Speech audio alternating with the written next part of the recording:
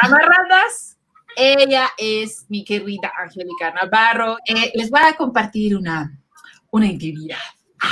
Resulta ser que Angélica y yo nos conocimos compartimos un poco parte de nuestro negro pasado, el teatro. Ay, nos conocimos en la escuela de teatro, en la Escuela Nacional de Arte Teatral, cuando cursábamos la carrera de actuación. No lo menciono aquí porque es que es muy negro ese pasado, camarada, pasado, pero ahí nos conocimos y bueno, la vida nos llevó a transitar a cada uno a otros lugares, ¿no? Y ella se decantó por el periodismo, yo pues mírenme en lo que terminé y heme aquí, ¿no? Entonces, bueno, esa es la oportunidad que me dio la vida de encontrarme con Angélica y también tuve la oportunidad de colaborar con México Desconocido y yo sé que muchos de ustedes tienen la inquietud de saber cómo es, porque a lo mejor tienen la inquietud de colaborar para una revista y entonces tenemos aquí a nuestra querida Angélica. Un aplauso, por favor. Imagínate, aplausos y los hago así. Muchas gracias. Me siento muy honrada de que me hayas invitado esta tarde de viernes y que inaugure este nuevo espacio de diálogo, porque sé bien que llevas una gran misión en la vida, cuya vocación comparto, y la verdad es que pues he sido admiradora de tu trabajo, tanto actoral en su momento como también poético y todas las facetas que has tenido que ir abriendo, ¿no? Como en estos senderos distintos a la escena. Y bueno, déjenme decirles que yo algo que sí, por algo también está Angélica aquí entre muchas otras cosas, es que yo aprecio mucho su rigor, ¿no? Es una persona rigurosa y es que creo que los puestos en los que ha estado requieren de mucha disciplina, de mucho rigor, de una gran capacidad de concentración y ella ha tenido a su cargo distintas tareas en diversos medios, como acabamos de escuchar. Y bueno, si ustedes quieren entrarle, sería bueno que consideraran todos los criterios que hay del otro lado, ¿no? Entonces, bueno, pues vamos a empezar con la entrevista. Angélica, cuéntanos cómo fue que llegaste a México Desconocido, que es donde actualmente trabajas. Sí, bueno, pues ya no, como diría alguna frase mexicana que me encanta estar usando dichos, no me cuezo al primer árbol porque han de saber que ya tengo 20 años en este oficio y todo comenzó mucho antes, pero hace 8 que estoy en México Desconocido y bueno, pues como las buenas cosas que ocurren en la vida, pues todo tiene que ver mucho, sí, con el rigor, con la disciplina, con estar entregados al trabajo. Y pues yo conocía a Jimena Sánchez, que es una escritora también colaboradora en México Desconocido. De hecho, yo la entrevisté para que entrara en mi trabajo previo, o bueno, 2 trabajos previos antes de México Desconocido. Y de alguna manera nos fuimos haciendo como una especie de mancuerna en la que uno al final confía en la gente que sabe que estás, o sea, ya sea que porque tuviste como un contacto previo y sigues como la escuela de alguien que te va como funcionando un poco como mentores, o bien, en el caso de ella, ¿no? Que a pesar de que ella llegó un poco como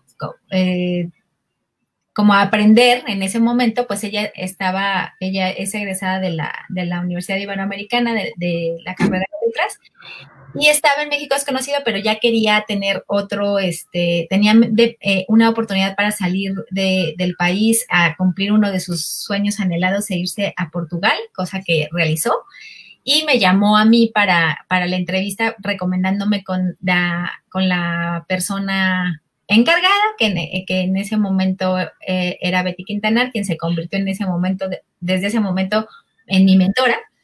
Y bueno, pues de alguna manera era un poco, no, había algo dentro de todo esto que yo decía, es que esto va a marcar como un hito en mi carrera, y no lo sabía tanto con certeza, pero sí creo que fue algo muy afortunado para mí, porque de alguna manera como que comencé en el escalafón, digamos, más bajo, cuando se suponía que yo ya había estado como en cargos de edición un poco más importantes, por decirlo de alguna manera, pero ese ejercicio de humildad me permitió como ver todos los puestos posibles, y la vida me llevó a irlos caminando a este grado en el que estamos ahora, que ya es, que fuimos pasando, que en ese momento, hace 8 años, pues todo era, claro que ya existía un portal y claro que existía ya la marca México Desconocido en las plataformas y había redes sociales, es decir, tampoco es como que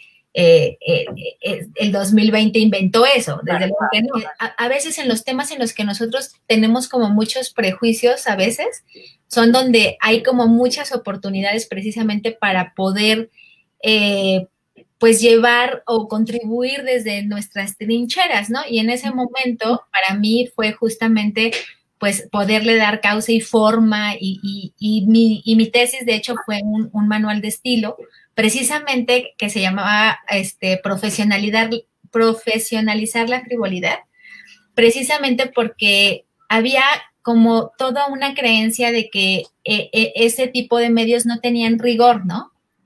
Y la verdad es que llegar a México Desconocido fue otra historia, porque ahí sí, pues finalmente hay muchísimos colaboradores, y la misma Beatriz Quintanar, que fungió como directora editorial durante largo tiempo, pues de formación antropológica, teniendo contactos con muchos antropólogos. De hecho, muchas de las personas con las que finalmente yo tuve contacto ya en el medio, digamos, turístico, pues curiosamente hace 2 semanas estuve participando en una charla también de universitarios en tema de turismo de la UABC, bueno, que se relaciona con la UABC, pero más bien como de la Cámara de Hotelería de Tijuana, y me preguntaban justo eso, si yo consideraba a los egresados de la carrera de turismo como una primera opción, y yo en esa ocasión les contestaba que no necesariamente, ¿no? O sea, no es que yo me fije tanto en la licenciatura como tal, o sea, en el título como tal, sino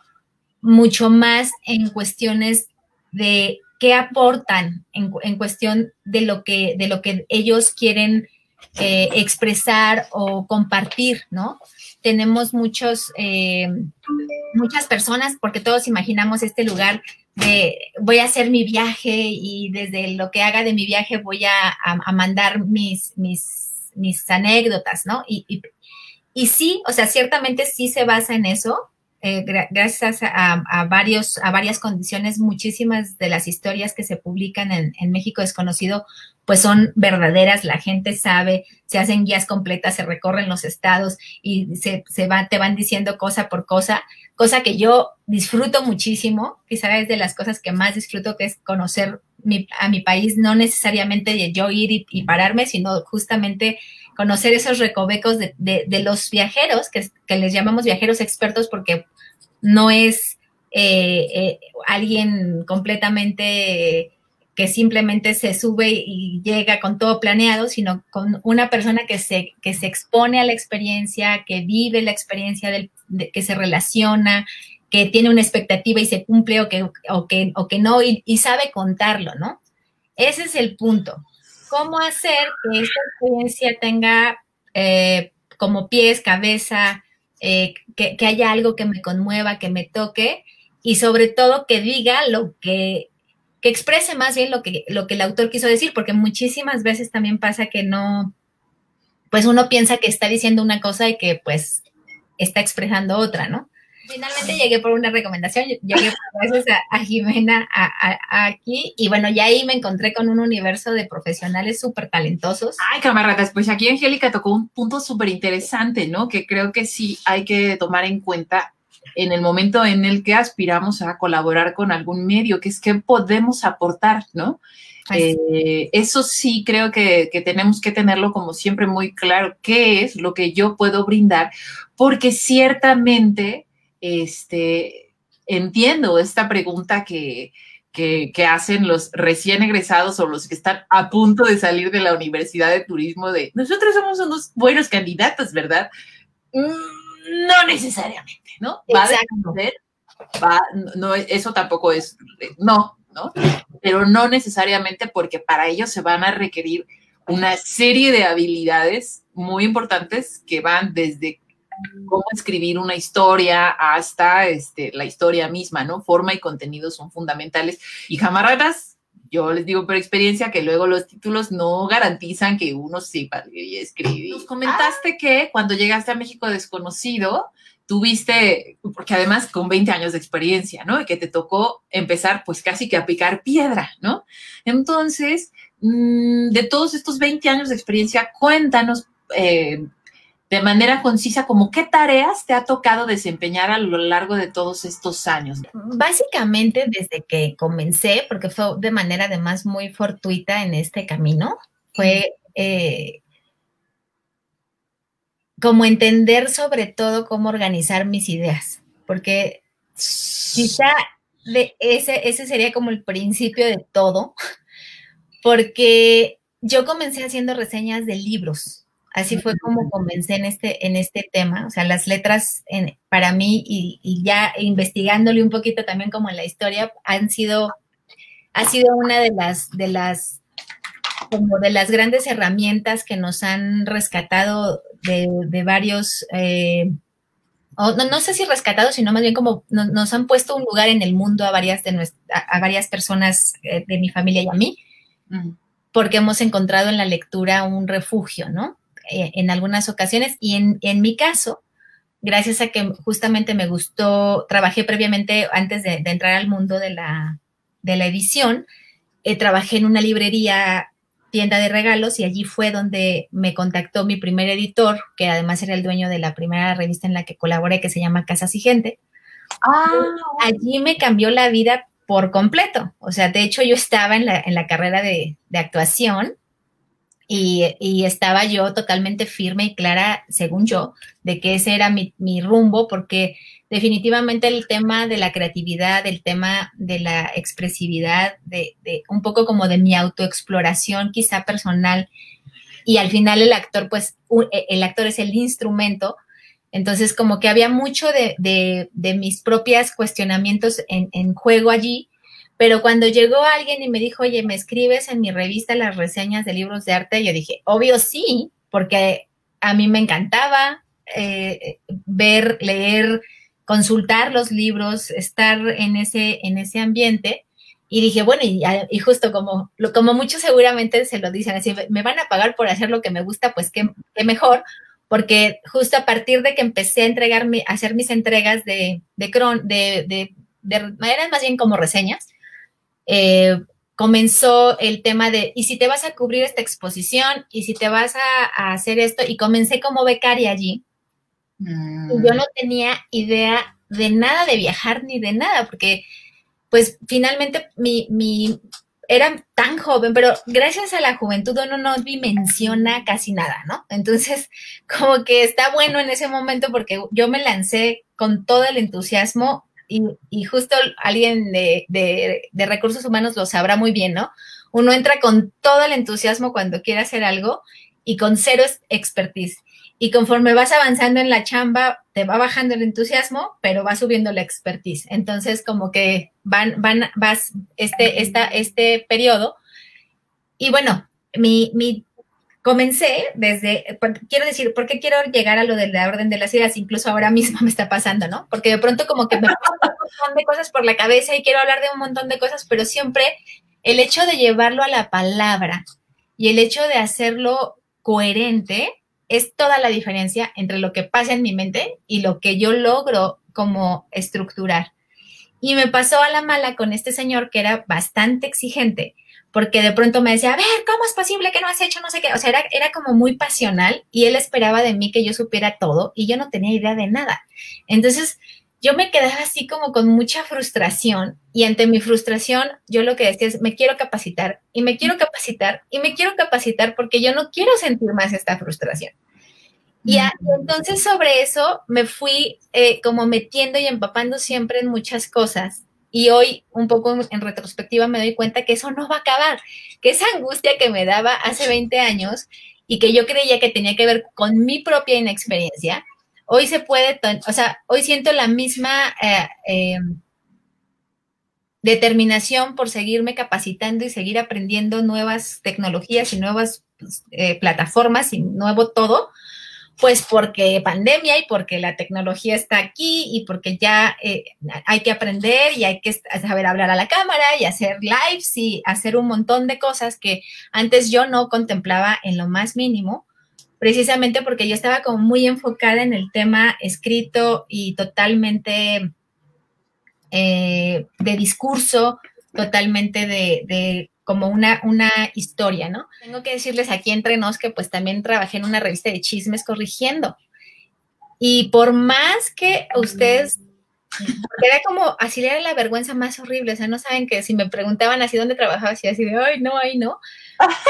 Pero la verdad, me fogueó muchísimo en el tema ortográfico y sintáctico y de claridad, porque toda la gente cree que contar un chisme es contarlo como transcribir la oralidad. Claro. Y no hay nada más lejano que poder contar bien un chisme o un chiste o lo que sea, que estructurarlo, ¿no? Como saber bien cuál es la idea, no perder al sujeto. A ver, el sujeto, o sea, ahí pasa todo el tiempo estas cosas como, el hijo de ella se casó con el hijo de él, o sea, como perder rápido el sujeto y después ya no sabes cuál de los dos hijos era, si el de ella, si el de él o si el mutuo, ¿no? Entonces, estas oraciones que son súper largas y que pierdes el sujeto y así, bueno, pasaba todo el tiempo. Y entonces, mi mente siempre estaba puesta desde el que comenzaba yo, así como, estructúrate. Sí, que además solo como paréntesis, es que creo que la dificultad del chisme es que es materia de, es algo que surge en el territorio de la oralidad. O sea, es súper sabroso contar el chisme, pero escribirlo es pasar algo, es como llevar un animal de tierra al agua. Cuéntame, ¿cuál tú consideras que debe ser el perfil que debe tener un editor? Así, si tuvieras, haz de cuenta que si tú hicieras para el periódico así de, necesitamos un editor de contenido, ¿no? Que es lo que tú estás haciendo, porque a lo mejor hay gente que está interesada en llegar a ese lugar en algún momento de la vida. Entonces, ¿cómo puntualizarías cuáles son las cualidades, las habilidades que debiera tener una persona en este puesto?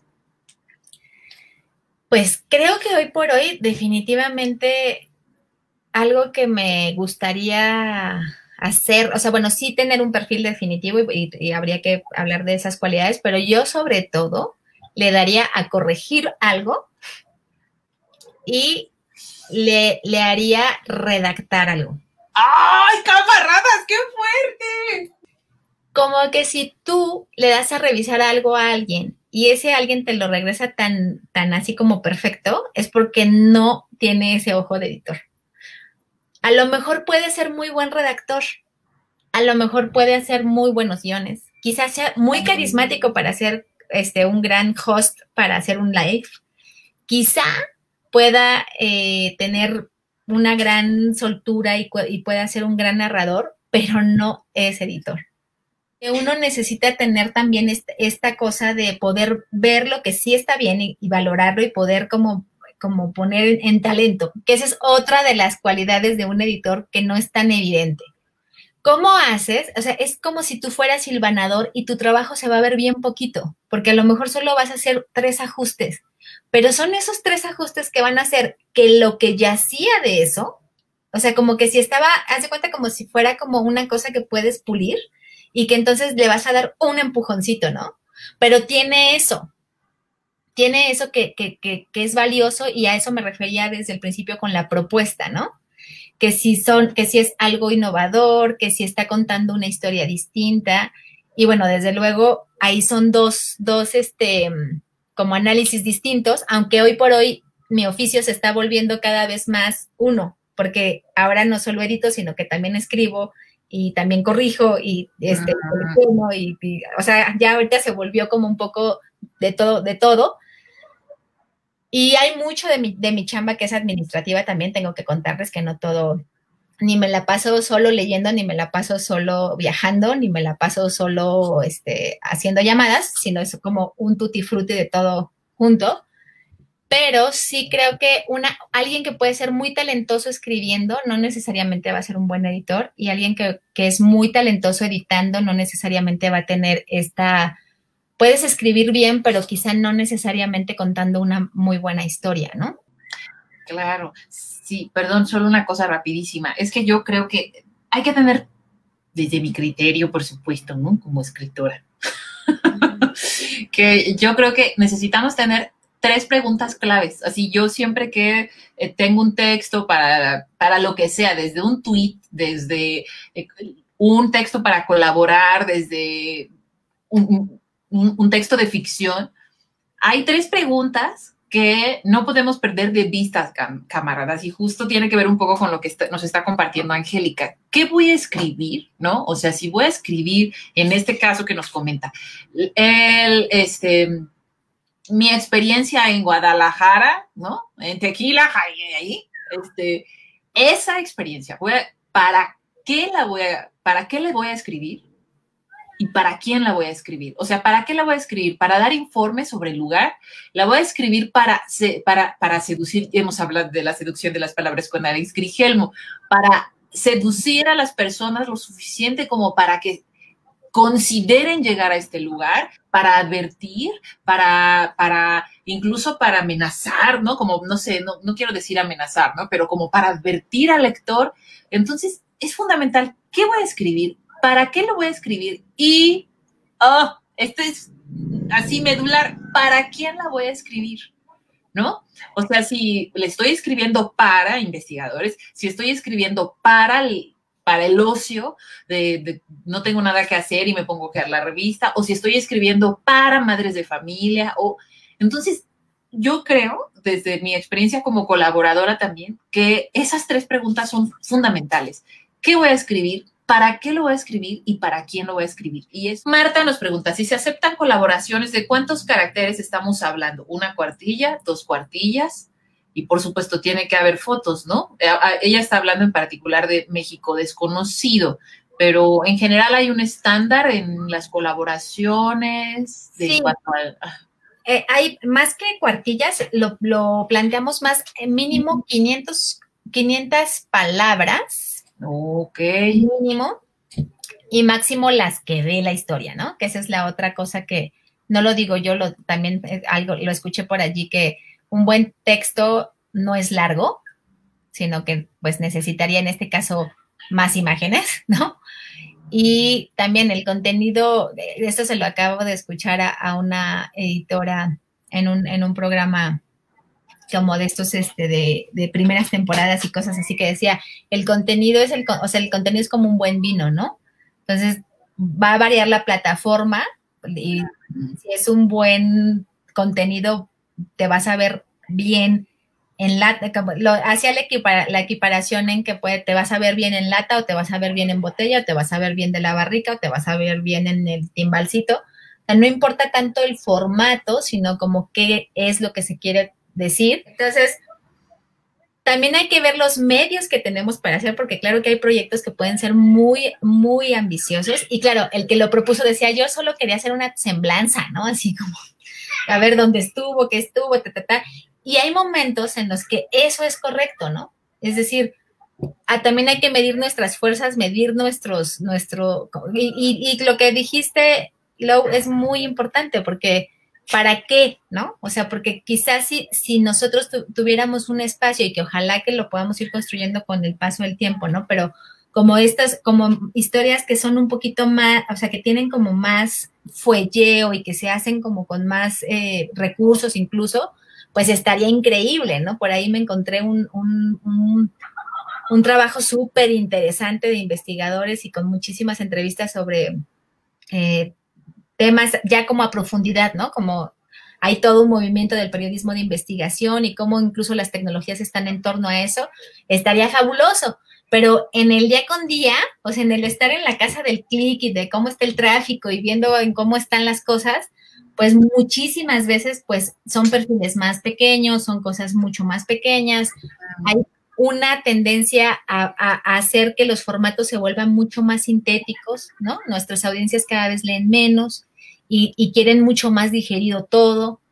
Algo que yo así era como de las primeras cosas que corregía y que ahora ya cambió por completo en el medio digital, es que no podías repetir palabras tan cercanas, ¿no? Resulta que ahora la famosa keyword, que es lo que leen los robotitos, tienen que saber cuál es. Entonces, está en la URL porque está en el título, está en la bajada para que diga, ah, sí, pasa esto, y luego en el primero, y luego tiene que haber un subtítulo con esa palabra. Entonces, pues imagínate la cantidad de veces que lo vas a repetir. Eso en mis tiempos primeros, hubiera sido una cosa así como de cómo la pobreza del lenguaje. Bueno, pues hoy lo tienes que hacer, ¿no? Oye, y entonces, puntualizando, entonces sería más o menos el promedio de 500 cuartillas, perdón, 500 palabras, y el máximo, creo que esto es importante saberlo, ¿no? Va a depender de la plataforma a la que aspiremos que sea publicado dicho texto. Y esta otra pregunta que es, o sea, ¿también es necesario enviar las fotos o solo se puede colaborar con texto?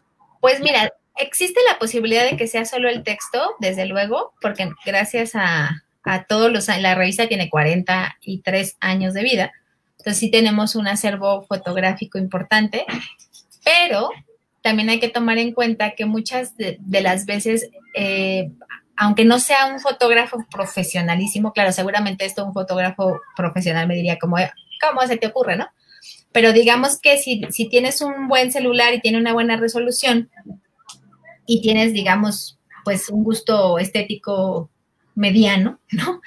Te puedes hacerlas, porque muchas veces se nota que no es, que no corresponde a la experiencia que estás contando. Pero lo curioso que tengo que decir también es que en un análisis de audiencias, la gente notaba cuando las fotos eran de banco y disfrutaba cuando las fotos eran originales y estaban bien producidas y eran, o sea... Alertas, cámaras, alertas. Hacia el 100, o sea, hay una sensibilidad y la sinceridad, a pesar de lo que sea, es un valor que en general las audiencias buscan y valoran. Ok, vamos cerrando, no veo más preguntas, me gustaría saber, ya en el chisme, te han llegado colaboraciones con mala ortografía, mala redacción, así, ¿sí? Sí, totalmente. La verdad es que no estoy a favor de balconear así a personas muy puntualmente. Claro. Porque no vaya a ser que nos encuentren en la red, y después ya me demanden. Pero, por invasión a la privacidad, mira, hasta roja me pongo. Pero es que sí, o sea, yo creo que hay muchísima gente que tiene como muchísimo entusiasmo y eso es muy valorable, definitivo. Pero no basta. Pero no basta, sí. La verdad es que hay gente que manda unos textos tan complicados y tan difíciles que terminas diciéndole, ¿sabes qué, chavo? Mejor no me lo mandes. Cuando te encuentras con un texto que no entiendes, o sea, que tú mismo al leerlo ni siquiera sabes a qué se está refiriendo, se vuelve una cosa, porque una cosa es que digas, pues tiene como les digo, o sea, no, les fallan los acentos, o bueno, pues es que en esta no era V, sino era la otra B, o no sé, cosas que se nos van, ¿no? O sea, está mal conjugado, o confundió quizá, se le fue la onda y se le olvidó la H, o sea, que son cosas así que dices, no manches, ¿no? O sea, así como que pueden ser difíciles, pero dices, bueno, una o dos, pero en general entiendes lo que quieren decir, pues más o menos dices, bueno, pues le meto a la corregida, pero cuando lo tienes que rehacer, claro, pues se vuelve así como además de que es muy peligroso, porque pues yo puedo inventar cualquier cosa. Claro, porque, pues sí, este tema de si voy a enviar una colaboración, pues bueno, de entrada no tiene que ser más chamba, o sea, voy a resolver con trabajo algo para un editor, no le voy a dar mucho más trabajo para que rehaga lo que yo hice, porque entonces, ¿qué sentido tiene, no? Entonces, camaradas, recuerden, ¿qué voy a escribir? ¿Para qué lo voy a escribir? ¿Para quién lo voy a escribir? Y que tenga, creo que esto que menciona Angélica, vamos a guardarlo como pepita de oro, que tenga el valor de lo único, pues, ¿no? O sea, y que pueda hilvanar en este caso también imagen con historia, ¿no? No pueden ir divorciadas si voy a mandar imagen e historia, ¿no? Y bueno, también tengo que decir algo que se está desarrollando apenas y que sobre todo para los que están interesados en mandar, se está desarrollando una plataforma como para que también vean esto, como que también estamos ante un momento en el que ya, digamos, la profesión se está revolucionando, ¿no? Entonces, yo misma necesito echarle mucho más ganas a mis propias redes sociales, porque un poco el planteamiento es que se vuelvan alianzas de contenido para hacer crecer las marcas personales de los colaboradores. Es decir, nosotros funcionaríamos un poco como de difusores de los propios proyectos que ya los colaboradores están tratando de hacer crecer de manera, digamos, aislada, y que al tener la alianza de contenido con México Desconocido, eso pueda ir floreciendo, ¿no? O sea, esa sería como la idea, hacer crecer las marcas personales. Entonces, también es importante que esto, pues, cuando esté ya listo y así sigan las redes sociales, obviamente, de México Desconocido, sigan nuestra página, sigan nuestra evolución de ediciones impresas, que ahora es mag21.com.mx, porque pues ahí podrán informarse de estas como nuevas maneras, ¿no? De acercar los contenidos a las audiencias, y también saber que muchos de las compensaciones o de los beneficios tendrán que ver como para hacer justo como links a sus páginas, o que la gente llegue directamente a sus redes sociales, donde ustedes capitalizarán esas audiencias, ¿no? Entonces, pues es importante que lo sepan, ¿no? Que es parte de esta manera en la que uno necesita también cuidar mucho qué publica en sus redes sociales, qué publica o sea, qué redes sociales quieres realmente tener y cuáles puedes seguir alimentando. Si tú estás visualizando el lenguaje y las redes sociales como una plataforma para tu expresión, pues que sí cuides el contenido, que sí cuides lo que haces, y si tienes un blog personal, pues que lo articules, que lo alimentes, que le pongas el empeño suficiente para que ese como bebé tuyo o ese como espacio tuyo pueda ir más lejos cuando hagas este tipo de alianzas, ¿no? O sea, camaradas, ya ven por qué es importante no escribir XQ en el Facebook en lugar de por qué y esas cosas, porque ciertamente nuestros perfiles son muy públicos y entonces tenemos que cuidar lo que proyectamos, porque además estamos considerando colaborar, pues ahora ya sabemos que nuestras redes sociales son un buen referente de lo que vamos a escribir, ¿no? ¡Ay, qué fuerte esto, qué fuerte esto! Pues bueno, ya saben, necesitamos cuidar la forma, el fondo, necesitamos saber qué vamos a escribir, para qué lo vamos a escribir, para quién lo vamos a escribir, cómo vamos a hacer ese texto único. Y, camaradas, cuiden lo que escriben en las redes, no, más que sí el contenido, obviamente, ¿no? Pero cómo lo están escribiendo, porque esa también es, de alguna manera, el escaparate, ¿no? El escaparate que tiene alguien que va a curar contenido para determinar si se queda, si se va, porque va a ser un referente de ustedes. Entonces, esto fue valiosísimo, querida Angélica, muchas gracias. Ya dejé aquí en los comentarios la página web a la que se refiere Angélica. Pues bueno, parece ser que ya no hay más preguntas por acá. Yo, por supuesto, Angélica, te agradezco muchísimo tu tiempo, tu espacio. Camaradas, para que no se les vayan los acentos, ya saben, les ofrezco la clase gratis de la acentuación gráfica, que ahí les voy a dejar el enlace, que para empezar, ¿no? Hay que ejercitarse, entonces híjole, no sé, que tengo duda, pásenle a la clase, es gratis, ahí está. Y bueno, este lema que tenemos también en el gimnasio ortográfico, cuando escribes también te exhibes, pues nos ha quedado el día de hoy más, no dicho por mí, camaradas, ¿no? No dicho por mí, sino dicho por una editora de contenido. Entonces, ojo ahí, ojo ahí. Pues muchísimas gracias, Angélica, por tu tiempo nuevamente, por tu espacio, por abrir esta serie de entrevistas. Les tengo preparadas algunas sorpresas. La siguiente semana retomamos a mi novio, ya saben. Y bueno, camaradas, muchas, muchas gracias. Yo les mando, aquí nos despedimos, Angélica y yo de ustedes. Les mando Un abrazo fortísimo y seguimos en contacto, ¿vale? Cuídense mucho, los mandamos un abrazo. Adiós. Muchas gracias. Muchas gracias. A ti.